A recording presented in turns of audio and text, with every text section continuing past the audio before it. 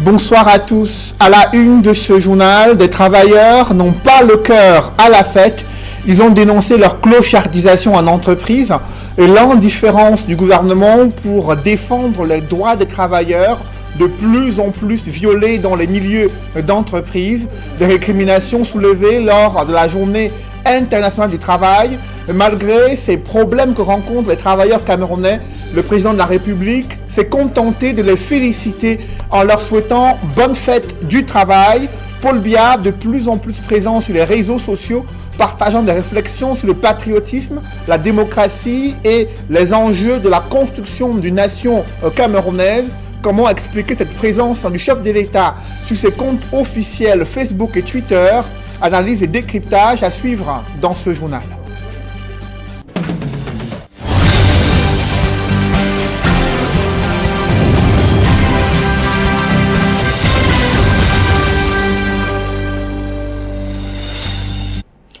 Merci de suivre cette édition complète de l'information sur Equinox Télévision.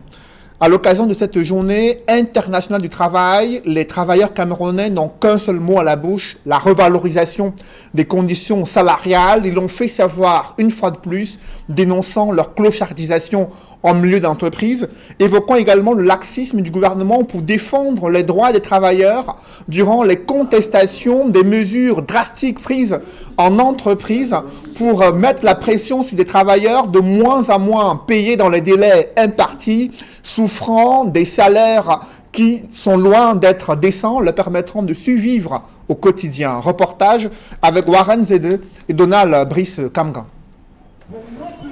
Bras ballants, poitrine bombée, les travailleurs de Douala ont répondu à l'appel à la place de la vallée Besseke. L'expression extérieure de la détermination n'occulte cependant pas les revendications qui se résument en un cadre de travail acceptable pour les employés.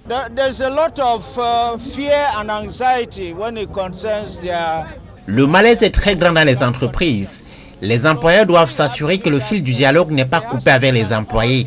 Je pense que cela est capital. On doit permettre aux syndicats de véritablement jouer leur rôle pour l'amélioration du cadre de travail des employés.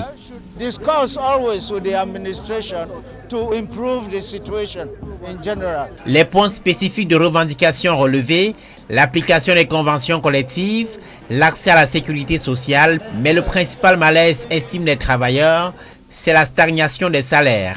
À ce sujet, le gouverneur de la région du littoral invite les travailleurs à la compréhension des patrons qui sont aux prises avec la conjoncture économique difficile, explique-t-il. Samuel Dieudonné-Iva Dibois. La difficulté ne vient pas seulement de l'entreprise, elle peut venir du contexte global. Donc on vit un contexte global qui peut expliquer pourquoi à certains endroits, n'est-ce pas, les salaires peuvent ne pas connaître une suite ou alors les entreprises enregistrer des bénéfices. Donc c'est une occasion pour moi de saluer, n'est-ce pas, tout le civisme des populations de Douala et puis leur détermination à encourager et à soutenir l'État dans tous ses efforts pour que la paix règne, pour que le travail reste décent. Tout en espérant des concessions des employeurs, les travailleurs ont affiché leur détermination à donner le meilleur d'eux-mêmes, qu'ils soient du secteur public ou du privé. Nous sommes venus défiler pour marquer notre présence et cela se fait aussi à travers les 10 régions pour montrer que nous, non seulement nous sommes présents, mais nous recrutons et donnons la possibilité aux jeunes d'être recrutés et de se sentir heureux. Je remercie mon employeur qui m'a donné cette opportunité parce que s'il ne mettait pas sa confiance en moi, je n'aurais pas pu résister pendant ce temps. Et je voudrais remercier tous mes collaborateurs qui, de près ou de loin, ont participé à l'arrivée à cette fin. À Douala, ce sont environ 360 entreprises publiques, parapubliques et privées qui ont pris part au défilé de ce 1er mai. D'autres travailleurs sont en colère. Ce sont des transporteurs. Ils ont décidé de garer leur voiture dans le département du Nyong-Ekele afin de contester l'attitude des pouvoirs publics et les multiples contrôles administratifs et cette réglementation dans le secteur des transports. Joël Niem et Isabelle Carole Zoupet. Assis à même le sol, la mine serrée, les voyageurs de l'axe Boumiebel et Zeka, dans le département du Nyong-Ekele, ne savent plus à quel sens se vouer. Et pour cause, les véhicules de transport en commun permettant les déplacements sur cet axe sont stationnés depuis quelques jours. C'est la conséquence de la grève entamée ici par les conducteurs. Les voitures qui viennent de Douala, de Yaoundé, Douala, oui, pour entrer à Ezeka. Et là, c'est plus coûteux parce que là, le tarif, c'est dans les 1500, 2000. Et les motos aussi prennent 3 4 000 francs. Vraiment, c'est une situation qui ne nous laisse pas. C'est vraiment grave. En effet, ces conducteurs estiment que les pièces qui leur sont exigées par le ministère de Transport sont d'un coût exorbitant, d'où ce mouvement d'humeur. Les chauffeurs ont tellement grévé par rapport au commissaire de Zeka. Le commissaire de Zeka nous demande de faire l'assurance de 4e catégorie. C'est d'où on les a dit qu'on ne peut pas faire cette assurance parce que nous ne sommes pas les taxis. Et il a ordonné aux gendarmes et aux policiers de commencer à contrôler tout véhicule, de porter les 5 places dans chaque véhicule. Nous avons préféré donc arrêter. Rendu à la délégation départementale des transports d'Union Ekele, l'on apprend qu'une phase de sensibilisation a précédé ce moment de répression. Les forces de maintien de l'ordre sont désormais sur le terrain pour s'assurer que tous les conducteurs disposent des pièces exigées.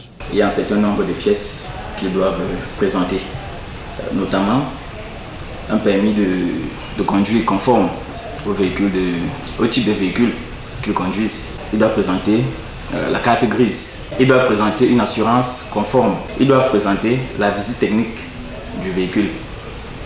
Ils doivent présenter les bordereaux de transport.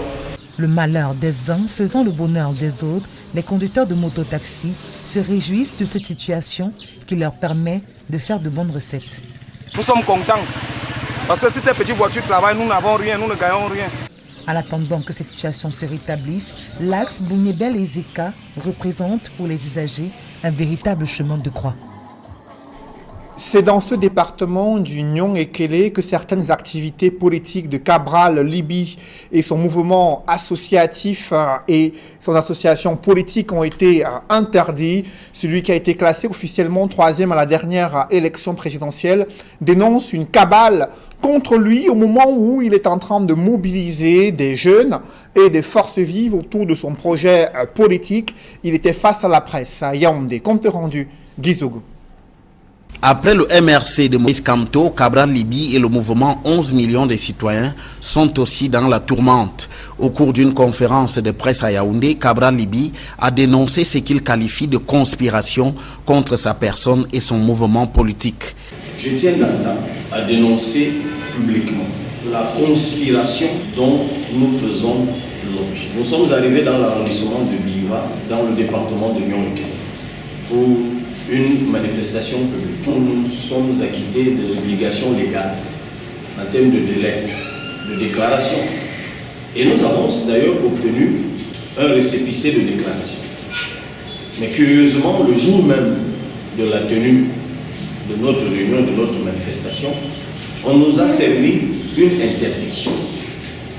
Selon ces explications, des motifs fallacieux ont été invoqués par le sous-préfet de Biwa. Le motif disait que nous sommes, moi, Cabral Libye, je suis interdit, ou plutôt je fais l'objet de suspension de toute activité politique. Au fond, persiste Cabral Libye, aucune explication rationnelle n'a été apportée pour justifier la suspension des activités de son mouvement dans l'Union Ekele. Nous avons demandé à Madame le sous-préfet de nous tenir l'acte de suspension pour que nous prenions connaissance des motivations de la suspension, de l'étendue de la suspension, de la durée même. Elle était incapable de nous donner ce document parce qu'elle-même nous a-t-elle dit ne le détenez pas. Le leader du mouvement 11 millions de citoyens promet de se battre pour établir ses droits. Nous allons, sur cette affaire, épuiser toutes les voies de droit qui existent, tant en interne qu'à l'international. Puisqu'il s'agit d'une question de droits fondamentaux, il s'agit d'une question de droits de l'homme, nous irons jusqu'au bout. Avec ce coup de sang de Cabral Libye, le régime de Yaoundé est désormais dans le collimateur des 2e et 3e à l'élection présidentielle de 2018. Le chef de l'État estime pourtant que la démocratie est en marche au Cameroun Paul Biya a plusieurs fois écrit sur son compte officiel Facebook et Twitter, interpellant les Camerounais à éviter les pièges du tribalisme et promouvoir une véritable cohésion sociale et l'unité nationale au Cameroun. Comment expliquer cette présence de plus en plus observée de Paul Biya sur ses comptes officiels Facebook et Twitter? Pourquoi le chef de l'État, ces derniers temps, partage des réflexions concernant ces textes ou alors interpellant les Camerounais sur les notions de patrie, de démocratie et d'unité nationale? Élément de réponse avec Guy Zogo. Jamais Paul Biya ne s'est autant exprimé sur les réseaux sociaux que ces dernières semaines. En quelques jours, il a battu le record de l'ensemble de ses sorties sur la toile lors des 2 dernières années. Tout a commencé le 22 avril avec un post simultané sur Facebook et Twitter dans lequel le chef de l'État rappelait à ses concitoyens qu'ils n'ont qu'une seule patrie et qu'il est de leur devoir de la défendre et de la conduire sur les chantiers de la grandeur. Cette sortie faisait suite à la résolution du Parlement européen dénonçant les atteintes aux droits de l'homme au Cameroun, les insuffisances électorales et l'incarcération des leaders politiques. Après ce recours aux réseaux sociaux, avec des accents rageurs très inhabituels, Paul Biya s'est encore exprimé via Facebook et Twitter le 29 avril. Cette fois sur sa conception de la démocratie qu'il a définie comme l'esprit critique et non la critique pour la critique. Devant une telle propension à recourir à la toile, Paul Biya entend visiblement exposer aux yeux du monde et de ses compatriotes son ancrage dans la modernité, lui qui fait partie de cette génération, peu porté sur les réseaux sociaux. De la sorte, en 2018, c'est via Facebook qu'il s'était porté candidat à la présidentielle. Il n'empêche que ce recours systématique aux réseaux sociaux n'estompe pas les critiques de la part de ceux qui estiment que Paul Biya reste malgré tout distant de ses compatriotes. Ces critiques ajoutent qu'en fait, devant la pression de la communauté internationale, les réseaux sociaux apparaissent à Paul Biya comme la panacée pour donner du change, lui qui rechigne à s'exprimer en dehors des dates traditionnelles du 10 février et du 31 décembre. Pour le moins réputé discret jusqu'ici, Paul Biya prend de plus en plus une posture pas très éloignée de celle d'un Donald Trump, par exemple. La culture du café est à l'abandon dans plusieurs villages situés dans la région de l'Ouest. Par exemple, dans le département du Honkam, de nombreux agriculteurs ont abandonné la culture du café pour se tourner vers la tomate et le piment, faute d'engrais et d'intrants agricoles, des produits qu'ils recevaient autrefois gratuitement. Reportage, Jacquino Molon et Gladys Sidier. Bakonji, village situé dans le département du Honkam, région de l'Ouest Cameroun, fut jadis un grand bassin de production de café. Aujourd'hui, les usines et autres appareils de transformation sont abandonnés. L'entreprise a fermé depuis de nombreuses années à cause de la faible productivité. Bakonji est devenu presque un village fantôme, dont moi-même, en tant que paysan, je produisais au moins 45 sacs de café. Depuis la dévaluation de 92, les prix des matières premières ont chuté. Nous, on ne fait plus de nos produits de rente. Le nœud du problème, c'est l'accès aux intrants agricoles. Les agriculteurs bénéficiaient autrefois des subventions du gouvernement et parfois même des acheteurs. Sevrés de cette aide capitale aujourd'hui, ils ne disposent plus de moyens pour financer leurs projets agricoles. Les produits phyto que vous entendez là, auparavant, le gouvernement nous donnait ça. Nous, on traitait nos cafés avec. Les usiniers couraient donner ça aux planteurs. Je peux dire même gratuitement. Ils venaient chez vous. Quand tu n'étais même pas là, tu étais leur client, ils venaient quand tu avais besoin de prendre 10 sacs. En rentrant de ton champ, tu trouvais déjà 10 sacs à déposer déjà chez toi.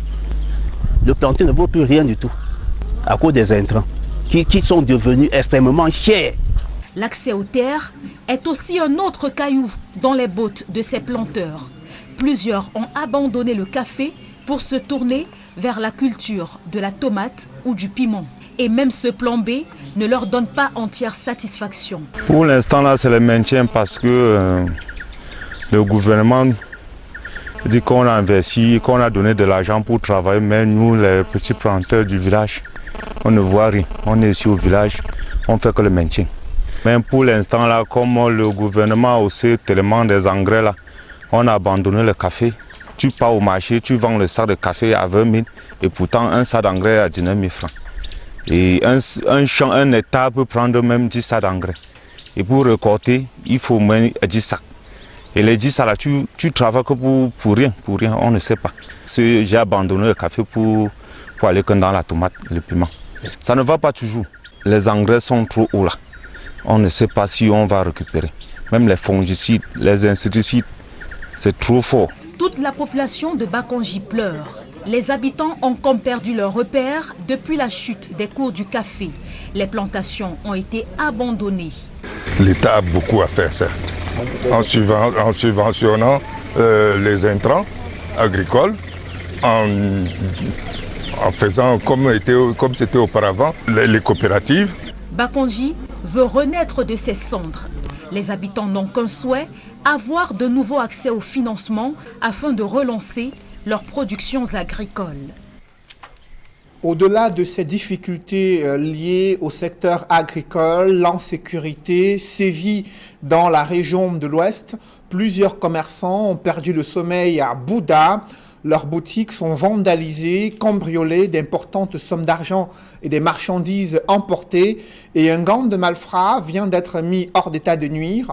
Ils ont été appréhendés en flagrant délit de cambriolage à Bouda. Le récit des faits avec Raphaël Tcheko et Jean-Paul Chouniat.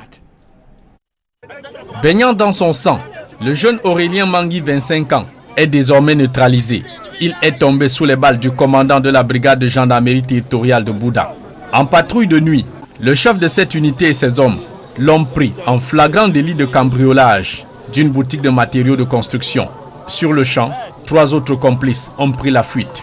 L'infortuné dit avoir été entraîné dans cette sale besogne par Dylan Kwete, alias Mbunga, présenté comme le chef de gang. Quand on est arrivé ici, il a commencé à détacher le corps de la bâche.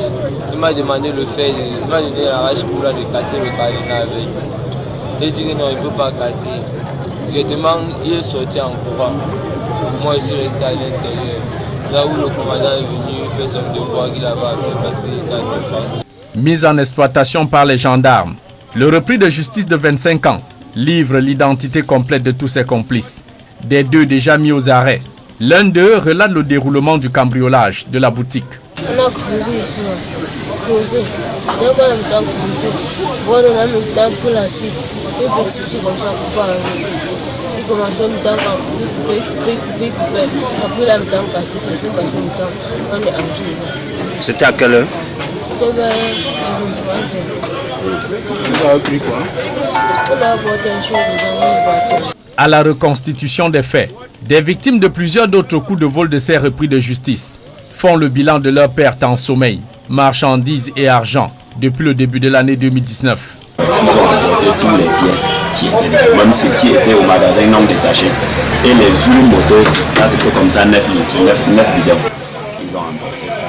Tout, même jusqu'au pneu, tous les pneus motos, même un seul vraiment ils n'ont pas laissé. C'était au courant du mois de janvier. Donc quand je me suis réveillé le matin, il y a mon employé là qui m'a appelé, qui m'a dit qu'il est comme ça là, il y a eu un coup de cambriolage chez moi. Moi, ils ont utilisé les appareils pour couper comme vous avez vu là. C'est passé. Ils ont emporté beaucoup de choses, près de 3 millions de francs. Pour l'instant, si 3 des présumés malfrats sont gardés à vue, le chef de gang, Dylan Kwete, 17 ans, court encore dans la nature avec une balle plantée dans une de ses jambes, du moins dans la ville de Bouda. Les malfrats passent un sale temps depuis l'arrivée de l'adjudant-chef-major Lachele Sébastien à la brigade de Bouda. Le gendarme surnommé commandant Toto pour sa gâchette facile a institué un ratissage systématique de la ville. Grâce aux patrouilles de nuit, des dizaines de hors-la-loi ont été mis hors d'état de nuire. D'autres tués à bout portant. En bref, à présent, 2 morts et plusieurs blessés graves, bilan d'un accident survenu hier soir au lieu-dit Ndobo à Bonabéry dans le 4e arrondissement de Douala. Le drame est survenu à la suite d'une manœuvre effectuée par un camion semi-remorque transportant un conteneur qui a perdu le contrôle, percutant plusieurs véhicules. Bilan 2 morts et plusieurs blessés graves à la suite de cet accident survenu mardi soir au lieu-dit Ndobo dans le 4e arrondissement de Douala. Un public reportage dans ce journal, les meilleurs employés du groupe BNC, Brand & Consumer, ont reçu des médailles d'honneur du travail des mains du ministre Grégoire Rona, chargé du travail et de la sécurité sociale. Une cérémonie riche, chanson en couleurs, où la performance de ses employés ont été célébrées. Reportage. C'est une grande première au sein du groupe BNC, Brand & Consumers. Reconnu comme pionnier et leader de l'industrie de la publicité. Ce 26 avril 2019, 8 employés de l'agence conseil et de sa régie publicitaire Media Target reçoivent 12 médailles d'honneur du travail des mains du ministre du Travail et de la Sécurité sociale. Ceci est une marque de reconnaissance de la part de la direction générale de ce groupe qui tient le pari de la constance dans un univers où le suivi des entreprises est difficile. Pour le CEO du groupe que je suis, la cérémonie de ce jour est une occasion d'affirmer la place de choix qu'occupe le capital humain dans le développement et la croissance de notre entreprise. Cette cérémonie me permet surtout de rendre témoignage de l'expertise reconnue et du rôle central que les récipiendaires de ce jour ont joué dans la construction du leader que nous sommes devenus au sein de l'industrie de la consultance en général et du secteur de la publicité en particulier. Créatifs et innovants, ces hommes et femmes rendent au quotidien l'ascenseur de la confiance en eux placés. Le ministre se veut encourageant.